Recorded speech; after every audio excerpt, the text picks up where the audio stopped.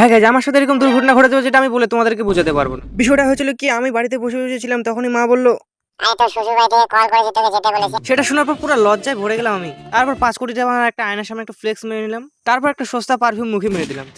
তারপর আমার কেটিএম কে জিজ্ঞাসা করলাম, তুই ভালো আছিস তো? হ্যাঁ বে, তোর থেকে আমি বেশি সুস্থ আছি। তারপর রওনা দিয়ে দিলাম আমার শ্বশুর বাড়ির দিকে। তারপর আমি ওই গানটা করতে লাগলাম, আমার ফাইনালি বাজার চলে এসলাম। বাজারে এসে আমার সাইকেলটাকে পার্কিং করলাম। 3 কোটি টাকা আমার কেটিএম, তার জন্য ভালো করে লক টক করে চলে আসলাম আমি মিষ্টি নিতে। মিষ্টি দেখি কোনটা সস্তা, 5 টাকা দামে দুইটা নিয়ে চলে এলাম। তারপর আমি ভাবতেছি একটা প্লেন ভাড়া করবো।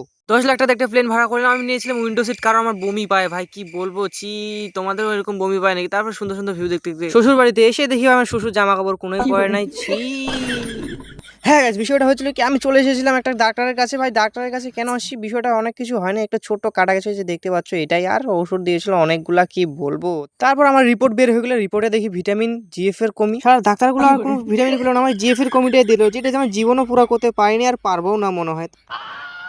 দয়া করে ডাক্তারদেরকে বলবো আমি এরকম সিঙ্গেল ছেলেদেরকে ভিটামিনের কমি দিও না। অত আমাকে দেখে খুশি হওয়ার দরকার নেই, তুমিও তো সিঙ্গেল।